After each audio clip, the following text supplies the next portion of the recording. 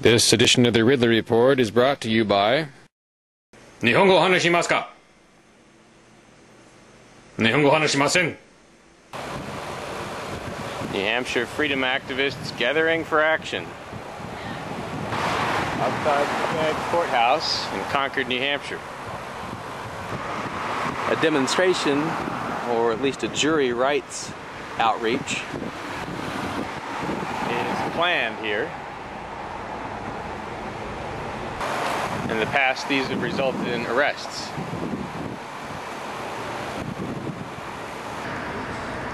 They're here to support the activist Julian Heicklen, who's here from out of state. He's been traveling all over the country. I guess it's some of his injuries or something. Traveling all over the country, or at least all over the Northeast, informing jurors of their right to vote not guilty if they disagree with the law. There is, I would say, a larger than normal Homeland Security presence here. Larger than what you'd have if there was nothing going on. But no one has come out to bother us yet, although one Fed agent did go across the street and is behind us now, I think. I'm setting up in, I guess, a mid-range or long-range position so that if arrests do occur over there on the other side, we over here will be able to film it without being on federal property. So they'd have to arrest both of us, both groups, in order to get away without being on videotape. And I'll tell you, here's more of a close-up shot of Julian. I'm still in pain. So what exactly happened here, Julian? Well, they take me to the hospital. I don't talk. I use my Fifth Amendment rights. And so they try and get me talk. They beat on me here. They pinched my fingers. They shoved a bullet up my nose, which was. They pinch your fingers kind of like the Japanese used to do to American soldiers? I don't know how the Japanese. They would pull their fingernails out, actually, but. Yeah. But then they shoved a bullet up my nose, which was very painful. So you were tortured? Yes. And where did this happen? At the Bayside Medical Center. In Maryland? In Springfield. Springfield. What town? What? Massachusetts. Springfield, Mass. That's Okay. where I was yesterday. All right. I guess it's time to start. Julian, if I could just ask real quick, have you seen any difference in the kind of federal response here in this location compared to where? You mean here in Concord? Yeah, compared to other locations. I don't know yet. We'll find out. Okay. But it is different in various locations. Some locations they ignore me, and other locations. I mean, New York is the worst, and Allentown is terrible too. These guys in Springfield were practically perfect. I mean, they were model officers. Well, what's the main reason why you do this in one sentence? Well, the main reason I do this is because I would like to turn this into a free country again. I mean, we've lost our way. We're now the #1 prison state in the world. We've lost all our freedoms. You can't pass out literature on federal property. You can't take pictures on federal property, even though it's property that I own.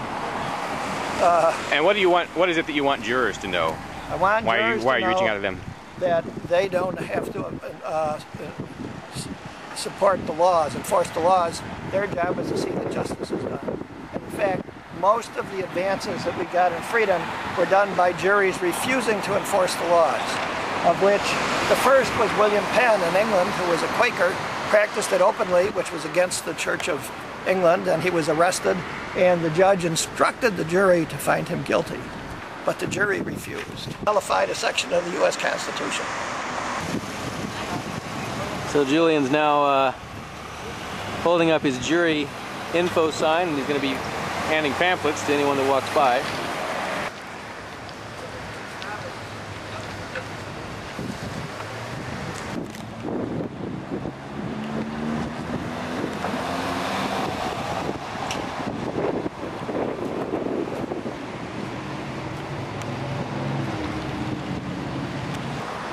I believe a documentary crew is joining us. If I'm not mistaken, this would be about the 4th documentary crew to attempt a documentary on the Free State Project. None have ever actually completed one. We'll see if these guys actually finish one. Julian's supporters like Russell Canning here are spreading out to other parts of the courthouse area. I'm standing here with Zach from Concord, or? Concord, yeah. Zach from Concord. You were just walking by, and I told you a little bit about what's going on here. And I was wondering what your reaction was to what you're seeing here. I just saw a lot of people over here. I thought it was pretty interesting what the guy thought about what this guy over here was doing for people that just in the jury just tell if it's guilty or not guilty by their conscience, and he's letting them know that when the judge is saying that they can't, yeah, they have to go by the law. So I think that's really cool that he's going out letting the jurors know, and I guess he got like hurt from the state government from that. That's what he's saying, yeah. Do you walk past this building very often, or? Yeah, I walk by it quite a bit. What's your impression of the way feds handle this area? Are they pretty quiet? Yeah, I like it. Well? It's really clean, and the building's really nice. But I gotta get going. I gotta go. All right, thanks so much, Zach. Yeah. You take care.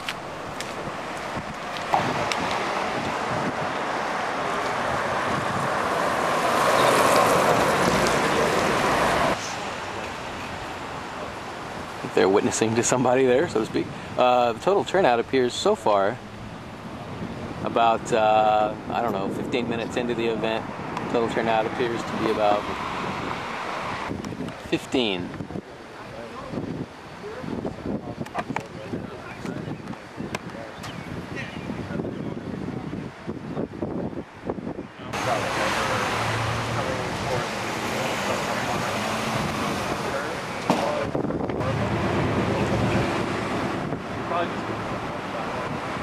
So Julian's a talkative guy. I thought that was cool.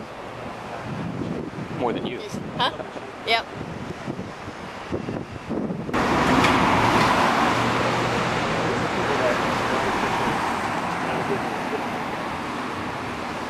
Dave, I found. We got some support there. Got some cute activists showing up. But yeah, like everything will operate.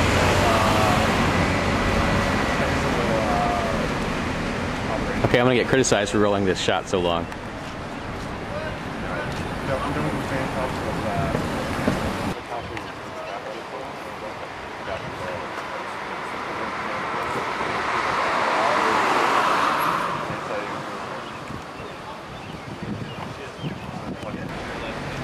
Appears the judge is arriving.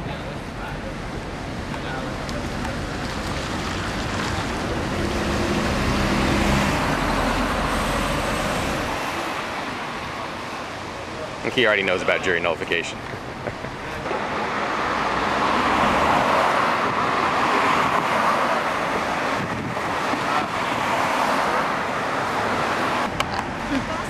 Alrighty. There's Colonel Therian. He's the man in charge of Federal Protective Services. I think it's him. I think in the New Hampshire area, maybe even some of the Northeast. He might come out. Being a little more friendly today. I'm glad he's being allowed to do that.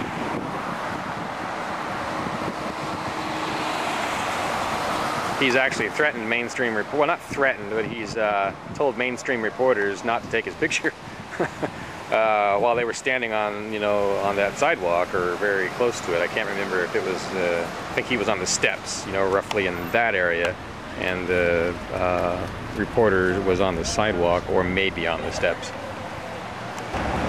Turnout has reached 24 at least, but I haven't been able to get a shot of everybody in one spot.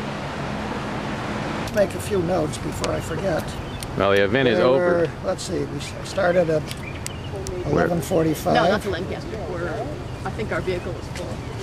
We're across the street now, having sort of broken down, and no arrest yet. Oh, I'm sorry. What were you saying? Day. Well, I mean, how did their reaction here compare to what you experienced in some of the other federal buildings? Well, there was no reaction here at all. I think because we weren't actually on federal property. I suspect we were on the sidewalk, which is probably city property. And that same thing happened in Hartford. I was on, they didn't arrest me, though in Hartford at least one guy came out and took a pamphlet and then went back in.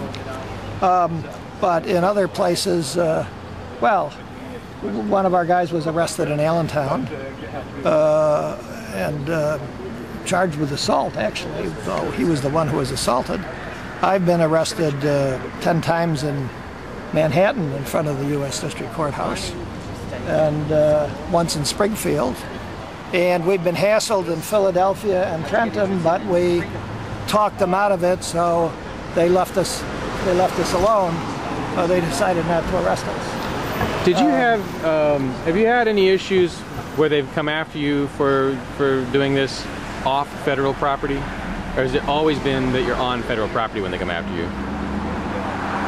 I'm always on federal property when I'm doing this, when the feds are after me. Now I've been arrested by the New York City police also. Okay. That's for, been protesting, but it was other things. I was at a demonstration across from the UN, and I got arrested a lot. Okay. All right. Okay. Well, thank you for what you do, Julian. What makes you different? My children. I'm sorry? It's too late for my children. They're already living through this. But maybe I can save my grandchildren. Thanks, Julian. You know how I'm always talking about the fact that if you go to the State House and you swing your fist, you hit a member of the New Hampshire Liberty Alliance. Well, I've never actually showed you any video of the way the New Hampshire Liberty Alliance is able to just pack the State House full of liberty activists. Take a look at this. On this day, we had about 30 activists, I think, to fight for more freedom in New Hampshire and prevent the State House from passing bad bills. There have been times where we've had more like 50. Here they are meeting with the governor the same day. And they've had quite a bit of legislative success, too. That's why I'm a member of the New Hampshire Liberty Alliance, and hope you will be too. Find out more at nhliberty.org. nhliberty.org.